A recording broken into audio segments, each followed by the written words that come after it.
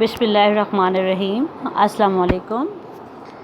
मैं फ़रज़ाना ख़ान अभी आपसे जो पहले मैं आप इंटरव्यू के बारे में बात कर रही थी वो 3 या 4 मिनट की बात हो सकी है। हम उसी को दोबारा कंटिन्यू करते हैं कि जब हम किसी अपने फेवरेट एक्टर या एक्ट्रेस का इंटरव्यू देखते हैं उस पे टीवी पर या किसी भी और डिवाइस पर, तो हमें अच्छा लगता है, हमें मज़ा भी आता है, हम बहुत सारी चीज़ों को नोट भी कर रहे होते हैं और हमें बहुत सारा उस इन्वायरमेंट का भी अंदाज़ा हो रहा होता है कि जिस इन्वायरमेंट में इंटरव्यू लिया जा रहा है। अब अगर आपका जो इंटरव्यू लेने वाला है और इंटरव्यू देने वाला किसी ऐसी इन्वायरमेंट में बैठे हुए हैं कि जो बड़ी कंफर्टेबल है, बड़ी अच्छी है, या इंटरव्यू लेने वाला बड़ा इजी कर देता है, माहौल को बड़ा अच्छा कर देता है, लाइट कर देता है, तो इंटरव्यू देने वाला ख़ुद ब खुद जो है वो अच्छे तरीके से इंटरव्यू देगा। ठीक है। और बड़े जिसको कहते हैं ना हम आम ज़बान में खुले डुले अंदाज में वो बात भी करेगा, अपना इंटरव्यू भी देगा। तो इस तरीके से एक अच्छा इंटरव्यू हमारे सामने आता है। ठीक है। और इसी तरह से जब हम किसी ग्रुप का इंटरव्यू कर रहे होते हैं, किसी स्कूल कॉलेजेस के स्टूडेंट्स का कर रहे हैं या मज़दूरों का कर रहे हैं या मतलब मुख्तलिफ़ हमारी जिस तरह से अगर रिसर्च किसी भी फील्ड में हो रही है, डॉक्टर्स का कर रहे हैं, ठीक है, पेशेंट्स का कर रहे हैं, तो या फिर ट्रांसपोर्ट के हवाले से जो आपके जो मुसाफिर हैं उनका कर रहे हैं या ट्रांसपोर्ट के लोगों का कर रहे हैं, कि मतलब किसी भी फील्ड को आप ले लें, उस फील्ड में जो भी इंटरव्यू किया जा रहा है, अगर वो एनवायरनमेंट आपका कंफर्टेबल रखा जाए, कंफर्टेबल एनवायरनमेंट होगा, तो वहाँ पे वो इंटरव्यू जो है वो बहुत अच्छे तरीके से जो हो जाएगा। ठीक है। तो अब हमने मुख्तलिफ इंटरव्यू के लिए जो है वो चीज़ों को देखा। और इंटरव्यू का मकसद क्या होता है? इंटरव्यू का मकसद है हमने अपनी मालूमात को इकट्ठा करना है। ठीक है। हमने वो मालूमात लेनी है जो सही होंगी, जो ठीक होंगी। ठीक है। और इंटरव्यू की मदद से हम ये एक हुनर के तौर पर, एक औजार के तौर पर इस्तेमाल होता है और हम इस पर जो है वो मवाद जमा करते हैं। और इससे अगर हम सही तरीके से और सही जगह पर, जैसे मैंने अभी माहौल की बात की, कंफर्टेबल इन्वायरमेंट की बात की, तो जो वो मालूमात वहाँ से हासिल होंगी वो काबिल एतबार होंगी, यानी जब भी इंटरव्यू लिया जाएगा वही जवाब मिलेगा। ठीक है। इंटरव्यू लेने वाला और इंटरव्यू देने वाले के दरमियान एक ताल्लुक़ कायम हो जाता है। वही वाली बात मैंने आपको कही कि अब ये इंटरव्यू लेने वाले की भी स्किल्स हैं कि वो उस हालत को जहाँ पर वो इंटरव्यू लिया जा रहा है कितना कंफर्टेबल बनाता है और अपने एटीट्यूड से, अपने तरीक़ाकार से, अपनी मालूमात से, अपने इल्म से, अपनी समझ से वो चीज़ों को किस तरीके से हैंडल करता है कि एक अच्छा एनवायरनमेंट जो है वो पैदा होता है। ठीक है। और हमें सही मालूमात मिलती हैं। अब कुछ जो हैं वो चीज़ें हमें मिलती हैं कि इंटरव्यू के लिए जो हम तदाबीर इख्तियार करते हैं, यह आपकी बुक में भी मौजूद है। गाइडलाइंस फॉर कंडक्टिंग इंटरव्यू है वो क्या है कि इंटरव्यू में मदरजा झैल तदाबीर को मलहूज़ ख़ातिर रखना चाहिए। पहला है अस्सलाम वालेकुम कहना ज़रूरी है। दूसरा, तारुफ़ हो जाता है कि इंटरव्यू करनंदा मुख्तसर मगर जामे अल्फाज में अपना तारुफ़ करवा दे जो उसके इंटरव्यू शेड्यूल में भी छपा होना चाहिए। जो इंटरव्यू शेड्यूल के जिसमें वो इंटरव्यू के हवाले से और कुछ सवालों के जवाबों के इशारे भी देगा, कुछ के जवाब भी देगा जिस पे उन्होंने हाँ या ना या जिस तरीके से भी है वो उसको अपना तारुफ़ देगा कि मैं किस लिए इंटरव्यू कर रहा हूँ, किसका कर रहा हूँ। ठीक है। फिर तीसरा है तहकीक का मकसद है कि अपनी तहकीक का मकसद इस तरह वाज़े करे जो इसकी समझ में आ जाए और उसे जो इंटरव्यू देने वाला है उसको ज़रूरी समझकर उस पर तवज्जो दे और अहम मालूमात का भी अंदाज़ा हो जाए। ठीक है ना, कि तहकीक का मकसद भी अच्छे तरीके से बता दिया जाए और वजह भी बता दी जाए कि क्यों इंटरव्यू किया जा रहा है, کس لیے کیا جا رہا ہے، تو اس طرح سے جو انٹرویو دینے والا ہے وہ بھی اس کی جو ہے وہ اہمیت کو سمجھ جائے گا اور اس کی ضروری باتوں کو، ضروری چیزوں کو سمجھ کر توجہ سے جواب دے گا۔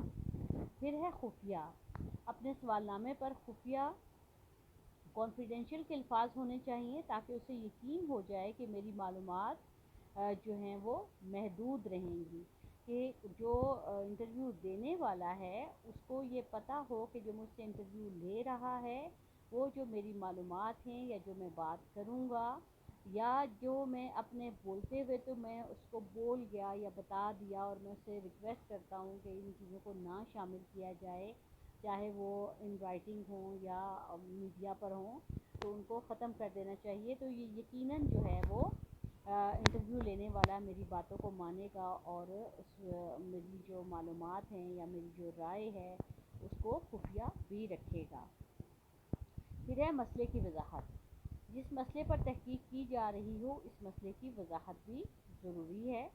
سوالات کی ترتیب، انٹرویو میں اقدار سے تعلق رکھنے والے سوالات آخر میں پوچھے جائیں، ٹھیک ہے، کیونکہ مختلف لوگوں کی جو قدریں ہیں وہ مختلف ہیں، ایک ہی جگہ پر رہنے والے لوگوں کی بھی قدریں ایک دوسرے سے مختلف ہوتی ہیں، ذہن مختلف ہوتے ہیں، سوچ مختلف ہوتی ہے، عقیدے مختلف ہوتے ہیں، بلیفز مختلف ہوتے ہیں، ٹھیک ہے، ہو سکتا ہے مختلف ریلیجن سے تعلق رکھتے ہوں، ہو سکتا ہے مختلف کلچر سے تعلق رکھتے ہوں۔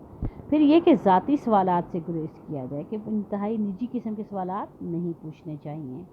غیر ضروری باتوں سے بھی پرہیز کرنا چاہیے کہ اس میں اپنا ٹائم نہیں ضائع کرنا چاہیے۔ مختلف انٹرویو زیادہ سے زیادہ مختلف، تو اس طرح سے ہے کہ ہر شخص کا انٹرویو جو ہے وہ دوسرے سے مختلف ہی ہوگا، ہر فیلڈ کا مختلف ہوتا ہے، اسی کے حساب سے کویشچن بنائے جاتے ہیں۔ پھر یہ کہ مختصر انٹرویو جو ہے وہ زیادہ سے زیادہ 15 سے 20 منٹ کے اندر ختم ہو جانا چاہیے، ایسا نہیں لگنا چاہیے کہ ایک جو ہے وہ شروع ہو گیا ہے، جس طرح سے آپ کا امتحان ہے وہ شروع ہو گیا جو ختم ہی نہیں ہونے میں آ رہا۔ پھر آپ کا ہے اقدار کی پابندی ہے کہ جو سوالات انٹرویو دہندہ سے پوچھے جائیں وہ کسی صورت میں اس کے اقدار کے خلاف نہ ہوں اور نہ ناراض ہو کر وہ انٹرویو دے، یعنی کہ جب آپ اس کی بلیفز کے، اس کے ایک عقیدے کے، اس کے اقدار کے خلاف آپ بات کریں گے تو لازمی بات ہے وہ اس کو اچھی نہیں لگیں گی، اور آپ خود عام زندگی میں بھی دیکھیں کہ جو باتیں ہماری نیچر یا ہمارے مزاج کے مطابق ہوتی ہیں وہ ہم کتنے آرام سے، کتنی خوش دلی سے ان کو قبول کر لیتے ہیں، لیکن جو نہیں ہوتی ہمیں وہ چیزیں جو ہیں وہ ہمارا موڈ آف کر دیتی ہیں، ہم اپنے رویوں میں بھی، اپنے ہمارے ایکسپریشن میں بھی ایک ناراضگی کا عنصر آنا شروع ہو جاتا ہے۔ اور پھر یہ کہ جس طرح دلچسپی سے یا جس اچھے طریقے سے ہم بات کر رہے ہوتے ہیں آٹومیٹکلی اس میں بھی کمی آنا شروع ہو جاتی ہے، جس سے تحقیق کا عمل جو ہے وہ اس میں جو ہے وہ پرابلم بھی آئے گی اور وہ رک بھی جائے گا۔ اگلا ہے سادہ زبان۔ انٹرویو کنندہ اپنے آپ کو اس طرح تیار کرے جس سے اسے زیادہ سے زیادہ قابل اعتماد جوابات حاصل ہوں۔ انٹرویو دہندہ کا معیار زندگی، اس کی زبان، لباس وغیرہ کو ملحوظ خاطر رکھ کر جو ہے وہ انٹرویو کرنے والا اپنی تیاری کرے، اپنا لباس اختیار کرے جس سے وہ اس پر اعتبار قائم کر سکے، اپنی زبان وہ استعمال کرے جو انٹرویو دینے والے کی بھی زبان ہو تاکہ سوالات سمجھنے اور جوابات دینے میں آسانی ہو۔ اب آپ دیکھیں کہ زبان جو ہے وہ ہم دونوں طرح سے اس کو کر لیتے ہیں، کہ زبان جو ہے وہ سب سے اہم چیز ہے، کہ جب ہمیں ہماری ہی زبان میں بات پوچھی جاتی ہے تو ہم بڑے کمفرٹیبل ہوتے ہیں، ہمیں پتہ ہوتا ہے کہ جو بھی اگلا کویشچن ہوگا، جو بھی بات پوچھی جائے گی وہ ہمیں آسانی سے سمجھ بھی آ جائے گی، ہم اس کو بڑی وضاحت کے ساتھ بھی جواب دے سکتے ہیں اور مختصر جواب بھی بڑا جو ہے سوچ سمجھ کر دے سکتے ہیں۔ لیکن اگر ایسا ہوتا ہے کہ ہماری زبان ہی سمجھ نہیں آتی یا ہمیں زیادہ تر ورڈز ہی نہیں سمجھ آتے تو پھر ہمارے لیے مشکل ہو جاتا ہے ان باتوں کا جواب دینا۔ ایک تو بات یہ ہو گئی، اس میں آپ اپنی انگلش اور اردو کی کلاس کو ذہن میں لائیں اور ایسے لوگوں کو ذہن میں لائیں کہ جن ٹیچر لوگوں کے ساتھ آپ کمفرٹیبل ہوتے ہیں تو آپ آسانی کے ساتھ جو ہے وہ سیکھ بھی لیتے ہیں، پڑھ بھی لیتے ہیں۔ اسی طرح سے جو اگر انگلش کی کلاس ہے تو وہاں پر آپ کو سمجھنے میں مشکل پیش آتی ہے، اردو کی کلاس ہے تو وہاں پر آپ کو آسانی ہوتی ہے. تو اس طرح سے آپ جو ہے وہ زبان کے وجہ سے اور پرسنالٹیز کے ساتھ بھی آپ کا جو ہے وہ ڈفرینٹ آپ کا جو ہے وہ میوچل انڈرسٹینڈنگ بنتی ہے. پھر یہ کہ جس طرح سے انٹرویو لیا جا رہا ہے کہ اگر ہماری زبان، لباس اور اس طرح کی چیزیں اگر ملتی جلتی ہوں تو ہم وہاں پر بھی ہم اپنے لیے آسانی محسوس کرتے ہیں. پھر ہے مشکوک طریقے سے گریز کے انٹرویو کو درج کرنے کے لیے مشکوک طریقہ کار اختیار نہ کیا جائے، بلکہ پچھلی جو معلومات ہیں ان کو حوالوں سے واضح کیا جائے. ان کو دوبارہ درج کرنا غیر ضروری ہے، بلکہ وہ نئی بات جو انٹرویو دینے والا پورے وثوق کے ساتھ کرتا ہے وہ درج کر لی جائیں. ٹھیک ہے. اگلا پھر بڑا مزے کا آ گیا تفتیشی سوالات کہ انٹرویو کے درمیان کچھ ایسے سوالات پوچھے جائیں جس سے انٹرویو دینے والے کے جو جوابات کی درستگی ہے اس کا اندازہ صحیح طریقے سے ہو سکے. ایسے سوالات جو حقائق معلوم کرنے میں مدد دیں گے انہیں ہم تفتیشی سوالات یا پروب کویسچنز کہیں گے. مثلا کسی شخص سے اس کی آمدنی پوچھی گئی ہے، اس نے جو آمدنی بتائی، چاہے اس نے 50,000 بتائی، 1 لاکھ بتائی، 5 لاکھ بتائی، ٹھیک ہے، 10 لاکھ بتائی، تو جو بھی اس نے آمدنی بتائی اسی کے مطابق اس کا زندگی کا جو انداز ہوگا اور زندگی کی جو سہولتیں وہ استعمال کرے گا اسی طریقے سے ہوں گی. لیکن ہم کراس کویسچن کے ذریعے اس کی آمدنی کو دوبارہ سے پوچھ سکتے ہیں. آج کے لیے میرے خیال میں اتنا ہی کافی ہے. کل ہم یہیں سے کنٹینیو کریں گے. اپنی دعاؤں میں یاد رکھیے گا. اللہ حافظ.